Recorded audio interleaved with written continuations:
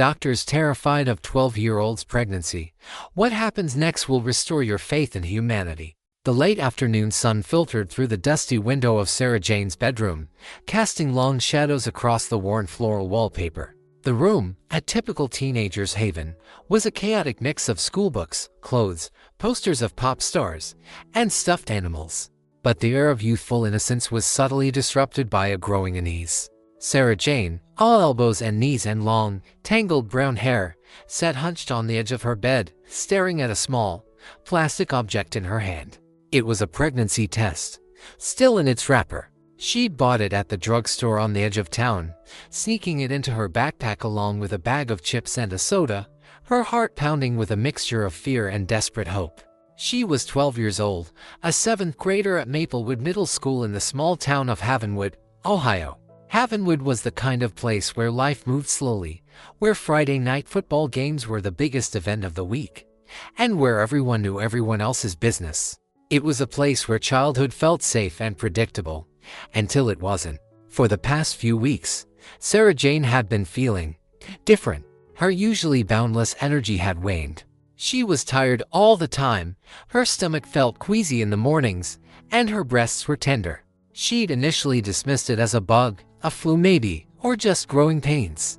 But the symptoms persisted, and a nagging fear had begun to take root in her mind. She'd overheard snippets of conversations between older girls at school, whispers about periods and being late. She'd seen movies and TV shows where pregnant women experienced similar symptoms.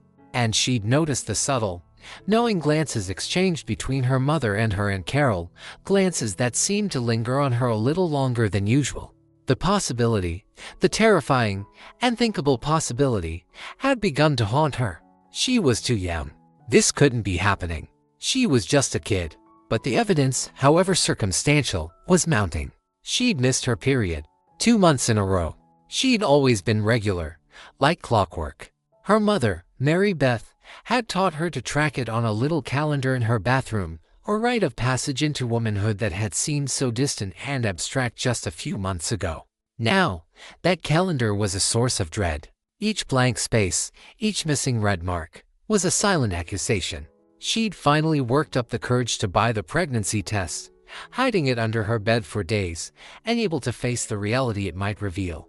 But today, the fear had become too overwhelming to ignore. Her hands trembled as she tore open the wrapper. The instructions, printed in tiny, intimidating font, seemed to blur before her eyes. She read them 3 times, her heart pounding in her chest. She went into the small, attached bathroom, her legs feeling shaky. The familiar scent of her lavender-scented soap and her mother's rose-scented talcum powder did little to calm her racing thoughts. She followed the instructions, her hands clumsy and uncertain. Then, she set the test on the edge of the sink and waited. The longest 3 minutes of her life ticked by. She stared at the test, her breath held captive in her chest. 1 line, 2 lines. The meaning was clear, inescapable. 2 lines. Positive. The room seemed to spin. She gripped the edge of the sink, her knuckles white. A wave of nausea washed over her, more intense than any morning sickness she'd experienced so far. Tears welled up in her eyes, hot and stinging. She slid down to the floor, her back against the cold tile, and sobbed.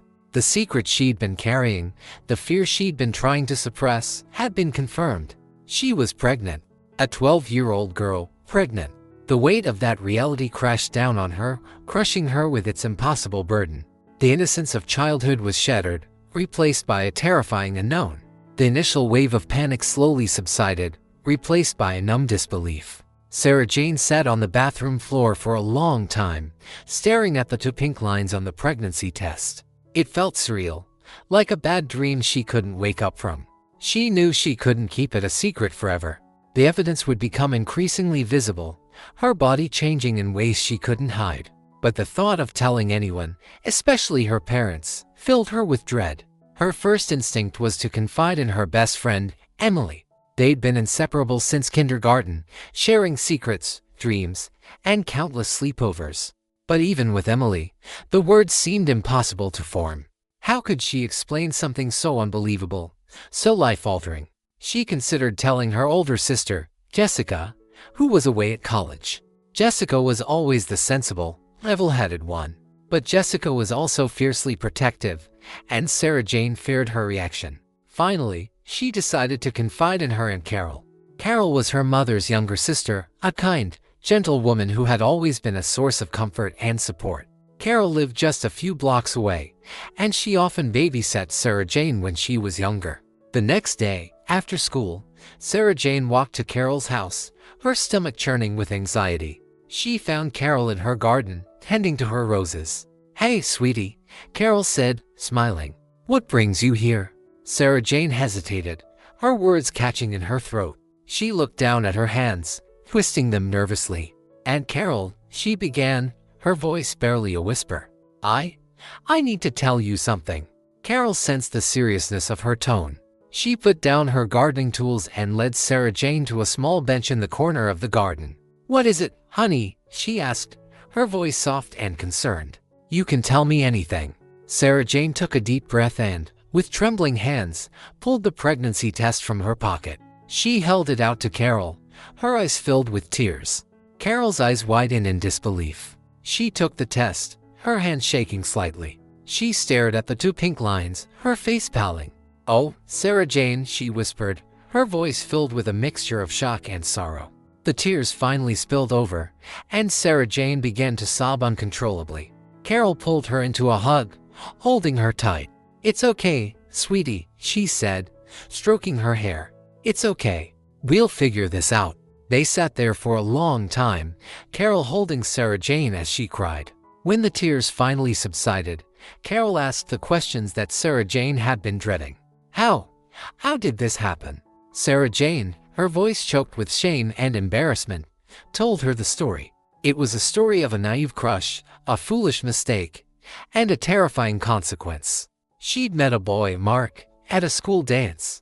He was older, a freshman in high school. He'd seemed nice, charming.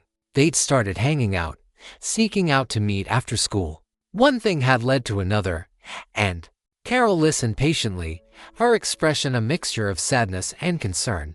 She didn't interrupt, she didn't judge. She simply listened. "Have you told your parents?" Carol asked gently. Sarah Jane shook her head. "I can't," she whispered. They'll be so angry, so disappointed." Carol understood her fear. Mary Beth and Tom, Sarah Jane's parents, were good people, hardworking and loving. But they were also strict, with traditional values. They would be devastated by this news. "I know it's scary, honey," Carol said, "but you have to tell them. They need to know. And they'll help you.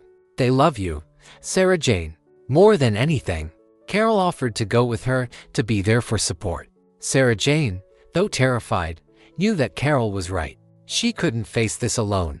The confession, the first step in a long and difficult journey, had been made. But the hardest part, at telling her parents, was yet to come.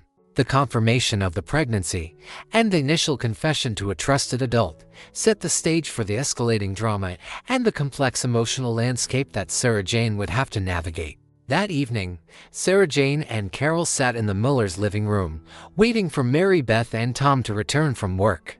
The silence was thick with tension, punctuated only by the ticking of the grandfather clock in the hallway. Sarah Jane fidgeted nervously, her hands clasped tightly in her lap. When her parents finally arrived, they were surprised to see Carol. Mary Beth, a petite woman with kind eyes and a warm smile, greeted her sister with a hug.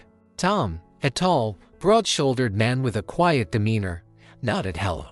"What's going on?" Mary Beth asked, sensing the unusual atmosphere. "Is everything all right?" Carol took a deep breath. "Mary Beth, Tom, we need to talk. Sarah Jane has something to tell you." Sarah Jane, her eyes fixed on the floor, couldn't bring herself to speak. The words seemed to lodge in her throat, choking her. Carol gently placed her hand on Sarah Jane's back, offering support. "Sarah Jane is pregnant," she said, her voice steady but filled with emotion.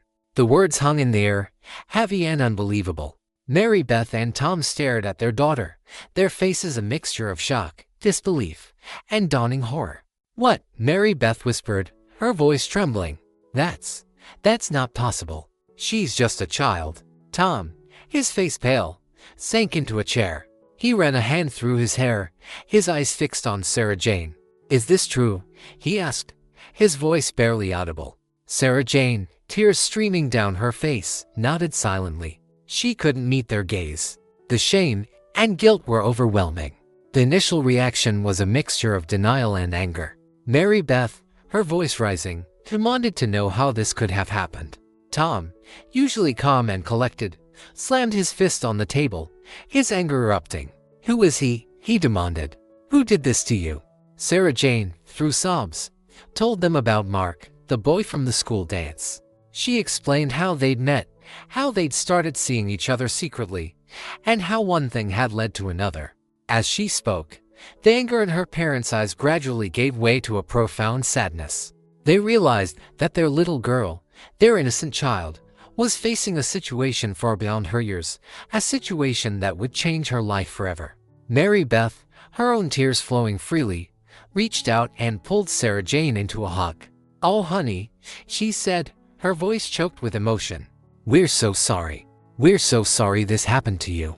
Tom, his anger subsiding, sat beside them, his arm around Sarah Jane's shoulders. He didn't say anything, but his presence was a silent offering of support. The initial shock and anger eventually gave way to a more practical discussion. They talked about the need to see a doctor to confirm the pregnancy and assess Sarah Jane's health. They talked about the legal implications, the need to inform the authorities about Mark. But beneath the practical considerations, the underlying emotions remained the fear, the disappointment, the overwhelming sense of loss. The dream of a normal childhood for Sarah Jane had been shattered. They were now facing a reality that was both terrifying and profoundly sad. The conversation went on late into the night. There were tears, accusations, and moments of quiet despair. But there was also a growing sense of determination, a commitment to support Sarah Jane through whatever lay ahead. They were a family, and they would face this challenge together. The telling of the parents, the most difficult and emotionally charged scene so far, marked a turning point in the story. It set in motion the chain of events that would follow: the medical appointments, the legal proceedings, and the social repercussions. The next morning, Mary Beth took Sarah Jane to see Dr. Emily Peterson, their family physician. Dr. Peterson was a kind, compassionate woman who had known Sarah Jane since she was a baby. She greeted them with a warm smile, but her expression grew serious as Mary Beth explained the situation.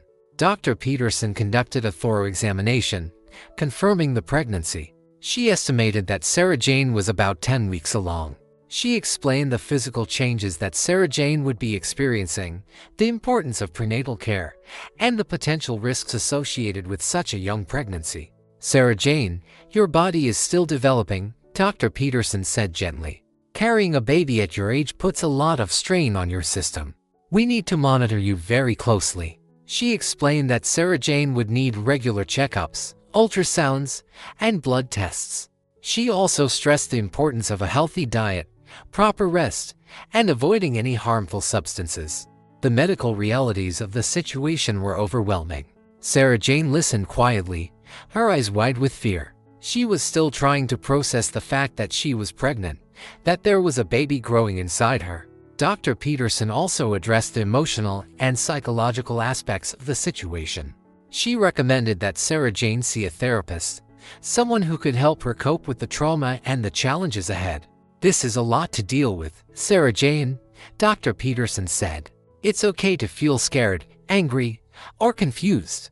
It's important to talk about your feelings, to get support." Mary Beth, her eyes red-rimmed from crying, held Sarah Jane's hand tightly. She promised to be there for her daughter, to support her every step of the way. Dr. Peterson also discussed the legal implications. She explained that, because Sarah Jane was a minor, the pregnancy was a case of statutory rape. She was obligated to report it to the authorities. This news added another layer of complexity to the already difficult situation. Sarah Jane was terrified of the legal process, of the possibility of Mark facing criminal charges. She still had feelings for him, despite everything. She was confused and conflicted. The doctor's visit was a sobering experience. It brought the reality of the pregnancy into sharp focus, highlighting the medical, emotional, and legal challenges that lay ahead. It was a reminder that Sarah Jane's life had irrevocably changed, and that she would need all the support she could get to navigate this difficult journey. The introduction of the compassionate doctor provides a source of medical expertise and emotional support, a crucial element in the unfolding narrative. After the doctor's visit, the inevitable question arose: what to do about Mark, the father of the child? Mary Beth and Tom were adamant that he be held accountable for his actions. They were furious with him, seeing him as a predator who had taken advantage of their daughter. Sarah Jane, however, was conflicted. She was angry with Mark, yes, but she also remembered the initial attraction, the feelings of excitement and affection she'd felt for him. She was confused and uncertain about how she felt. They contacted Mark's parents, arranging a meeting at the Miller's home. The meeting was tense and awkward. Mark's parents, John and Lisa, were a middle-class couple, seemingly ordinary and respectable. They were shocked and devastated by the news. John, a stern-faced man with a military bearing, was initially defensive. He questioned Sarah Jane's story, suggesting that she might be lying or exaggerating. Lisa, a softer, more emotional woman, seemed genuinely distressed by the situation. Mark, who was present at the meeting, was sullen and withdrawn. He avoided eye contact with Sarah Jane, offering only mumbled apologies. He seemed overwhelmed by the gravity of the situation, unable to fully comprehend the consequences of his actions. Tom, his voice tight with anger, laid out the facts. He explained that Sarah Jane was pregnant, that Mark was the father, and that they would be pursuing legal action. John, his defensiveness slowly crumbling, argued that Mark was just a kid himself, that he'd made a mistake. He pleaded with Tom and Mary Beth not to press charges, promising to take responsibility for his son's actions. Lisa, tears streaming down her face, apologized to Sarah Jane. She said she was horrified by what had happened, and that she would do everything she could to support her and the baby. The meeting ended without a clear resolution. The two families were at odds, their emotions were and their perspectives vastly different. The legal process would have to run its course, but the emotional and social complexities of the situation were far from resolved. Sarah Jane, caught in the middle of this adult conflict, felt lost and confused. She didn't want to see Mark punished, but she also recognized that he had to face the consequences of his actions. She was carrying his child, a child she hadn't planned for, a child that would change her life forever. The introduction of the father and his family adds another layer of complexity to the story. It highlights the different perspectives and the challenges of navigating a situation where both the young mother and the father are minors, caught in a web of legal and emotional consequences. This is crucial to all early that they want to see a logical development. The news of Sarah Jane's pregnancy spread through Havenwood like wildfire. In a small town, secrets were hard to keep, and this was a secret too big, too shocking, to remain contained. At school, Sarah Jane became the object of whispers, stares, and cruel jokes. Some of her classmates were supportive, offering words of encouragement and understanding. But others were judgmental and unkind, spreading rumors and making snide remarks. The hallways, once a familiar and comfortable space, became a gauntlet of judgment. Sarah Jane tried to ignore the whispers, to keep her head down and focus on her studies. But the constant scrutiny was overwhelming. Her best friend, Emily, remained loyal and supportive. She defended Sarah Jane against the bullies, offered a shoulder to cry on, and helped her with her schoolwork. But even Emily couldn't fully understand the depth of Sarah Jane's pain and isolation. The teachers, for the most part, were sympathetic and accommodating. They allowed Sarah Jane extra time to complete assignments, offered tutoring, and tried to create a supportive classroom environment. But they were also bound by school policies and the need to maintain order. The community's reaction was mixed. Some people offered support and understanding, offering to help with babysitting or donate baby supplies.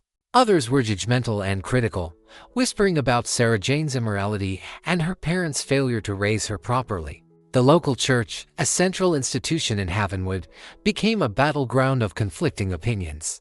Some members offered prayers and support, while others condemned Sarah Jane, citing religious objections to premarital sex and teenage pregnancy. Sarah Jane's parents, already struggling with their own emotions, found themselves facing the added burden of public scrutiny. They tried to shield Sarah Jane from the worst of the gossip, but it was impossible to protect her completely. The small-town atmosphere, once a source of comfort and security, had become a suffocating cage of judgment. Sarah Jane felt like an outcast, her life exposed and dissected by the prying eyes of her community. The school and community reactions highlight the social challenges that Sarah Jane faces, adding another layer of difficulty to her already overwhelming situation. It underscores the importance of support systems and the devastating impact of social stigma. As Dr. Peterson had warned, the pregnancy triggered the involvement of legal and social services. A social worker, Ms. Davis, was assigned to Sarah Jane's case. Ms.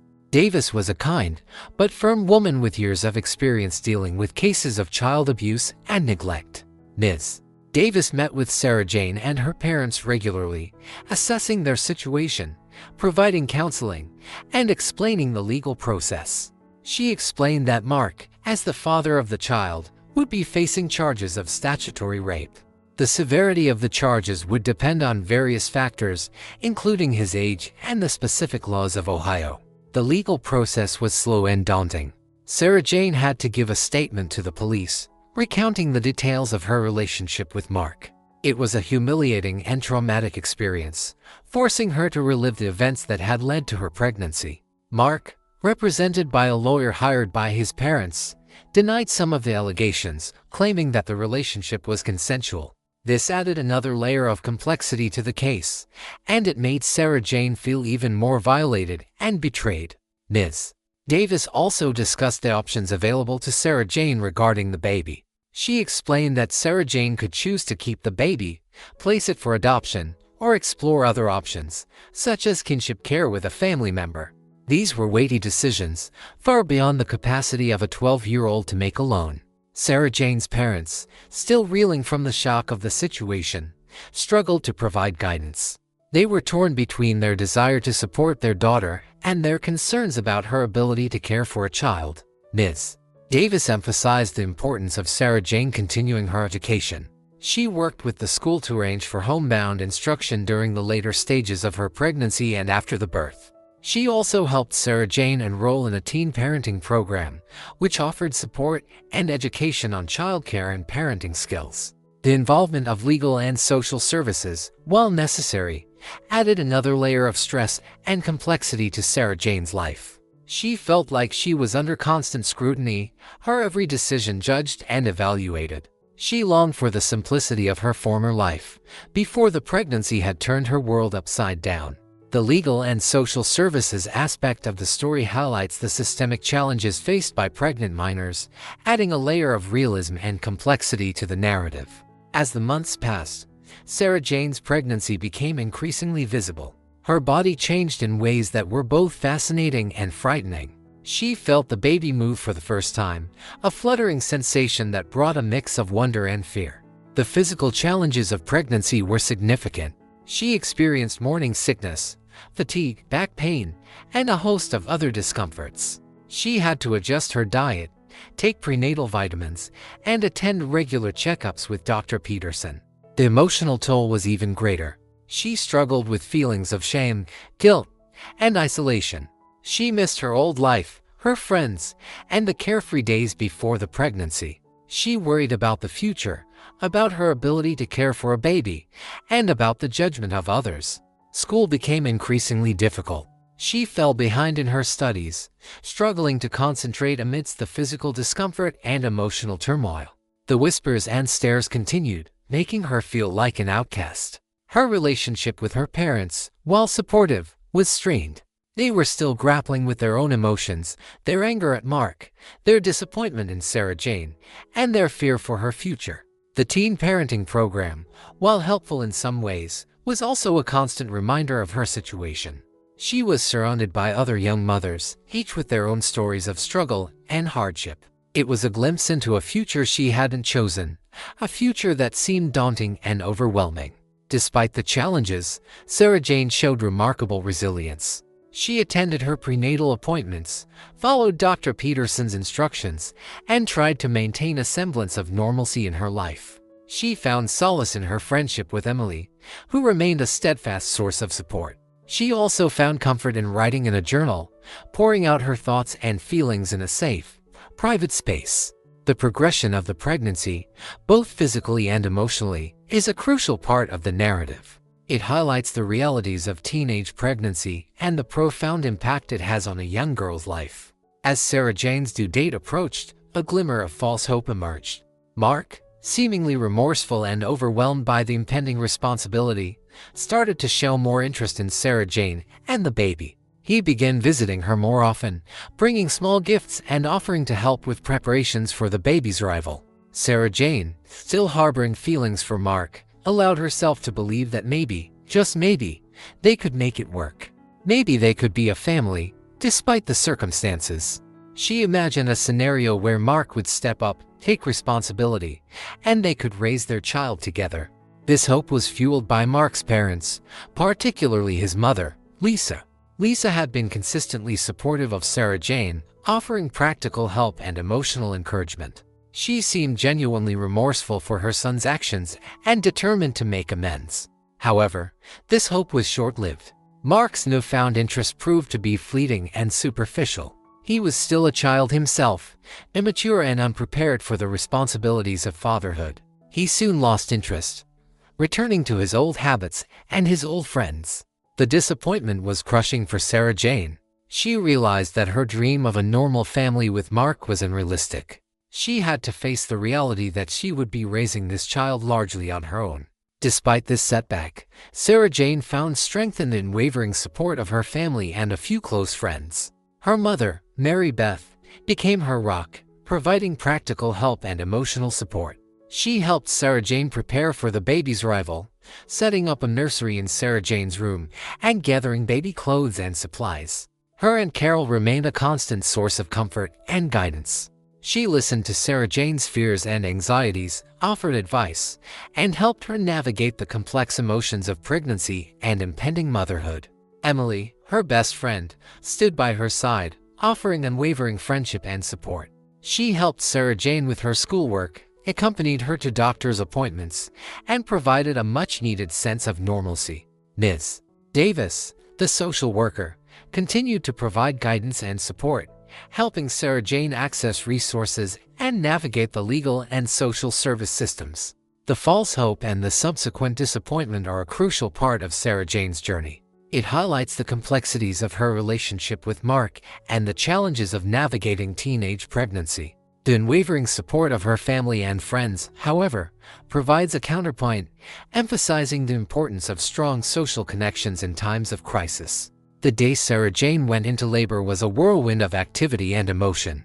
It started with mild contractions in the early morning, gradually increasing in intensity and frequency. Mary Beth, her face a mixture of anxiety and excitement, timed the contractions, her hand resting on Sarah Jane's swollen belly. The pain was unlike anything Sarah Jane had ever experienced. It was overwhelming, intense, and relentless. She clung to her mother's hand, her body racked with contractions. They rushed to the hospital, where Sarah Jane was admitted to the labor and delivery ward. The sterile environment, the beeping monitors, and the bustling nurses added to her anxiety. The labor was long and arduous. Sarah Jane, exhausted and in pain, struggled to cope. Mary Beth stayed by her side, offering words of encouragement, wiping her brow, and holding her hand. Dr. Peterson monitored Sarah Jane's progress closely, concerned about the potential complications of such a young pregnancy. She administered pain medication, but it offered only partial relief. After hours of intense labor, the moment finally arrived. Sarah Jane, her body exhausted but her spirit determined, pushed with all her remaining strength. And then it happened. A cry, a small, weak cry, filled the room. The baby was born. It was a girl.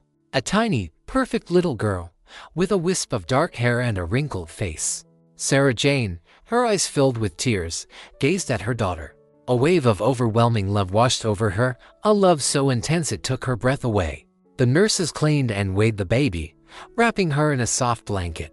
They placed her in Sarah Jane's arms, and for the first time, Sarah Jane held her child. The exhaustion, the pain, the fear had all faded away in that moment. All that remained was the profound, unconditional love of a mother for her child. The birth scene is a pivotal moment in the story, marking the transition from pregnancy to motherhood. It is a moment of intense emotion, both physical and emotional, and it highlights the strength and resilience of the young mother. The first few weeks of motherhood were a blur of sleepless nights, constant feedings, and endless diaper changes. Sarah Jane, overwhelmed by the responsibility, struggled to adjust to her new reality. The baby, whom she named Lily, was a demanding infant. She cried frequently, had trouble latching on during breastfeeding, and seemed to need constant attention. Sarah Jane, exhausted and emotionally drained, felt like she was failing. She second-guessed every decision, worried constantly about Lily's health and well-being, and struggled to cope with the sheer exhaustion of caring for a newborn. Mary Beth, her mother, was a constant source of support. She helped with feedings, changed diapers, and rocked Lily to sleep, giving Sarah Jane much-needed breaks. She also offered practical advice and emotional support, drawing on her own experience as a mother. But even with her mother's help, Sarah Jane felt overwhelmed. She missed her old life, her friends, and the carefree days before the pregnancy. She resented the constant demands of the baby, the loss of her freedom, and the overwhelming responsibility that had been thrust upon her. She struggled with breastfeeding, experiencing pain and frustration. She felt inadequate, unable to provide for her child's most basic needs. Sleep deprivation took its toll. She was constantly tired, her mind foggy and her emotions raw. She found herself crying frequently, overwhelmed by the sheer exhaustion and the enormity of her situation. The teen parenting program offered some support, providing information on childcare and parenting skills. But it was also a constant reminder of her status as a young mother, a label that set her apart from her peers. The early days of motherhood are portrayed realistically, highlighting the challenges and difficulties faced by a 12-year-old mother. The exhaustion, the sleep deprivation, and the overwhelming responsibility are depicted with sensitivity and honesty. Mark, the baby's father, was largely absent from Sarah Jane and Lily's lives.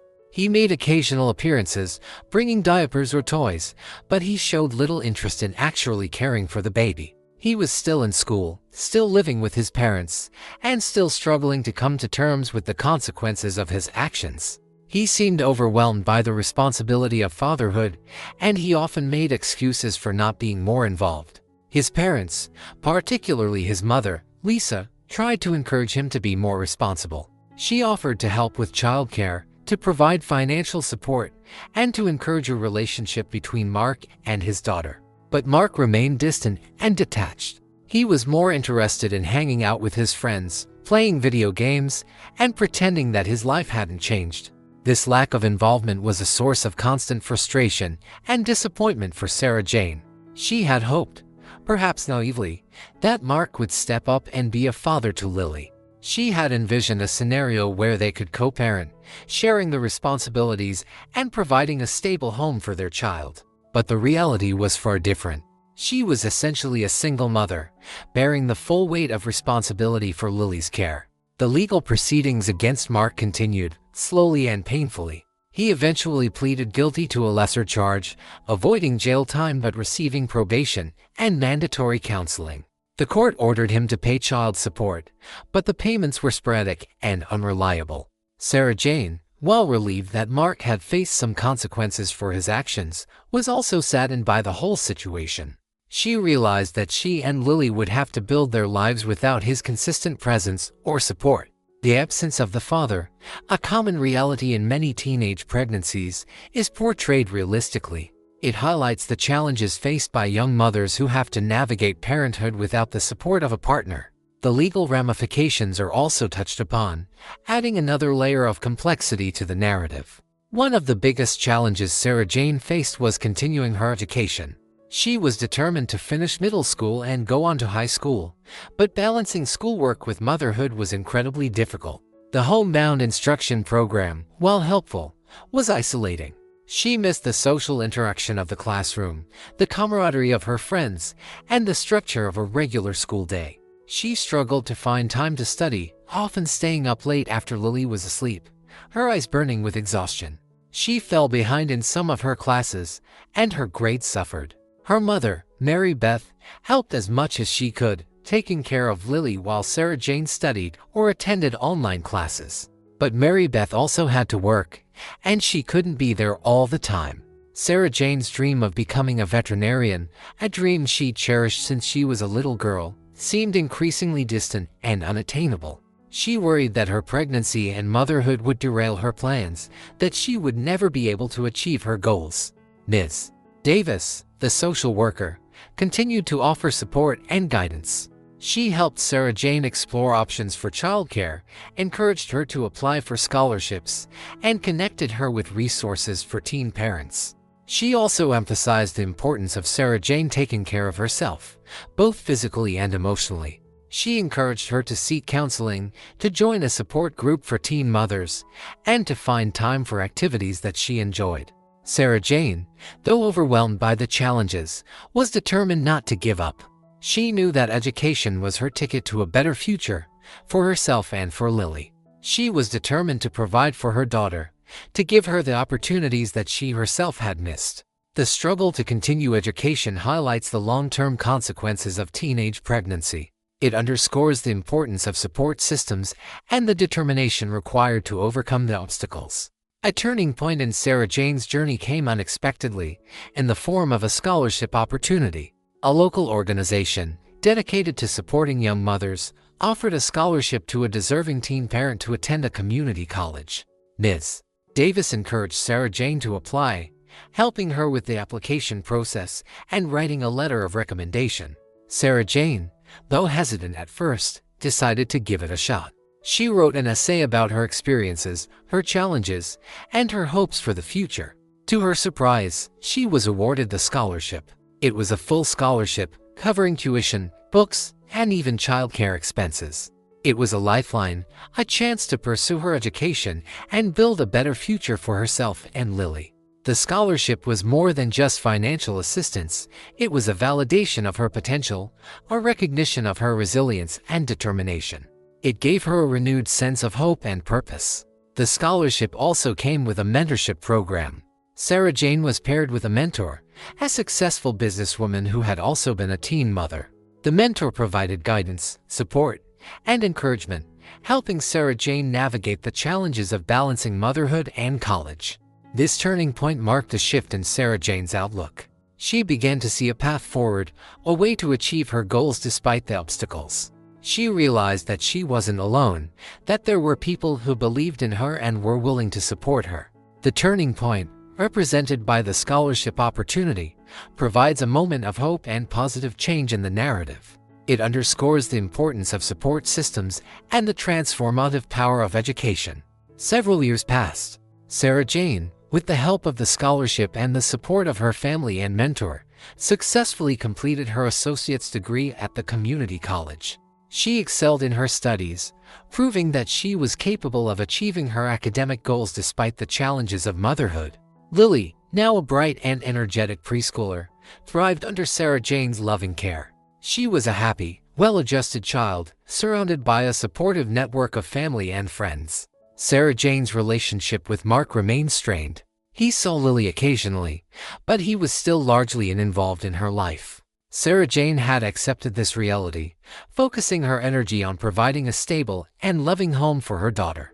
She had also found a new sense of confidence and independence. She had overcome incredible obstacles, proving to herself and to the world that she was capable of more than anyone had expected. She decided to continue her education, enrolling in a 4-year university to pursue a bachelor's degree in biology. Her dream of becoming a veterinarian was still alive, and she was determined to make it a reality. The challenges were still there. Balancing school, work, and motherhood was a constant juggling act. But Sarah Jane had learned to manage her time, to prioritize her responsibilities, and to ask for help when she needed it. She had also found a supportive community of other young mothers, women who understood her struggles and shared her dreams. They provided each other with encouragement, advice, and a sense of belonging. The long-term outlook shows Sarah Jane's progress and growth, highlighting her resilience and determination.